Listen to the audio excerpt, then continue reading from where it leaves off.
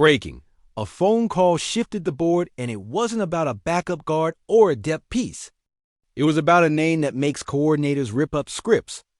You can feel it when a rumor isn't just smoke, it's heat. Tonight, Detroit, there's heat. If you've ever seen a contender window slide open by a couple of inches, you know the sound. The city holds its breath. The locker room gets quiet.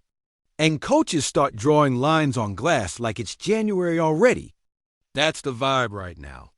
Something big is in play, and it's about power off the edge. I'm not talking about a rental. I'm not talking about a nice-to-have rotational guy. This is the kind of move that flips third and long from hope to habit. The kind that makes offensive lines cheat the snap and quarterback's check down before the route even blooms. Here's the promise. We're going to map the money, the draft math, the locker room chemistry, the fit next to Aiden Hutchinson, the blitz rates, the stunts, the frequency of simulated pressures, all of it. We'll walk through why this buzz got loud, what it would cost, and how it would change Detroit's January. No spoilers yet. I won't say the name, but I'll show you the footprint. Rare bend, rare burst, rare finishing speed, and an attitude that feeds on one-on-one disrespect. Put that opposite 97 and your nickel looks like a thunderstorm rolling in over Lake St. Clair. The NFC has a blueprint for stopping Detroit. Clog early downs. Force third and long, live with the crowd noise. This move would burn that blueprint.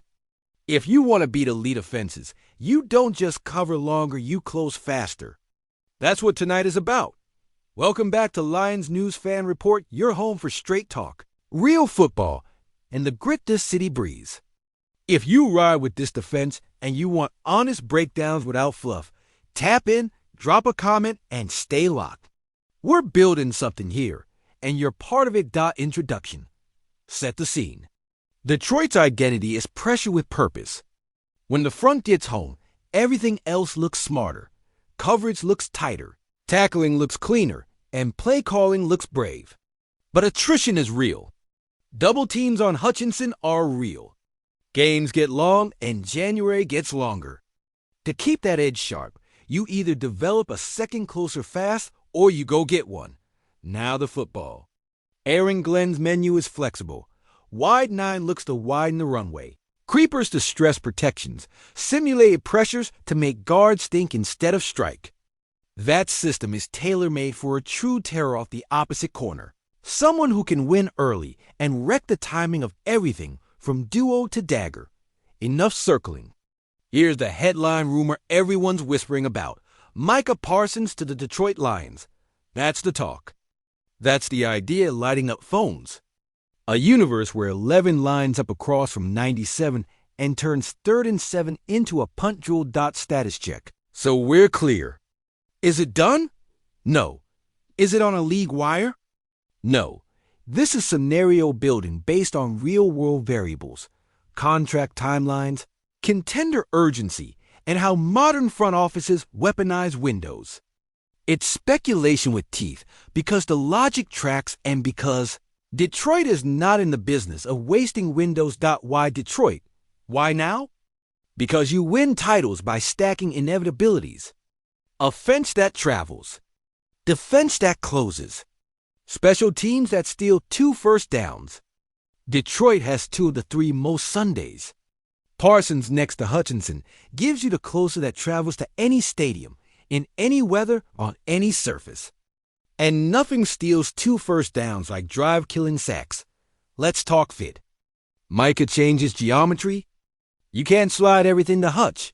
If you do, 11 eats. If you don't, 97 eats. You can chip one, you can chip the other.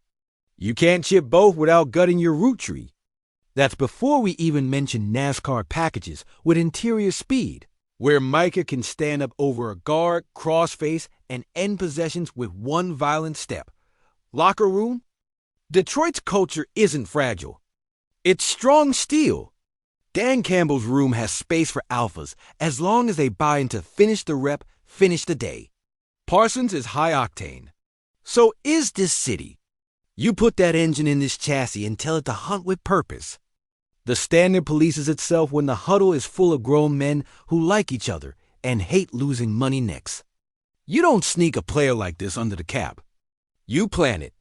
Brad Holmes has been exact with escalators, guarantees, and structure. The path here looks like staggered cap hits, rolling options, and creative bonuses. You don't break your core to add another pillar. You dress the framework so it handles the weight.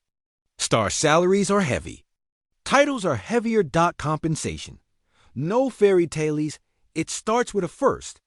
It probably includes a second, and then a sweetener, either a future premium pick or a young starter at a position of surplus. The math hurts. That's the point. But picks are tickets to maybe. Parsons is a ticket to now. You make that trade if you're sure the rest of the roster is ready to cash the now. Dallas angle. Why would they ever consider it? Only if timelines misalign and numbers harden. If an extension horizon turns stormy and the front office decides assets now beats uncertainty later, phones ring. That doesn't mean they push the button. It means serious teams ask serious questions. Detroit should be first in that line, with a package that makes anyone think twice. On the field, this is how Sundays change. 3rd and 8, ball on your 42, crowd already leaning over the rail. Detroit mug shows pressure, then bails. Center slides to Hutch.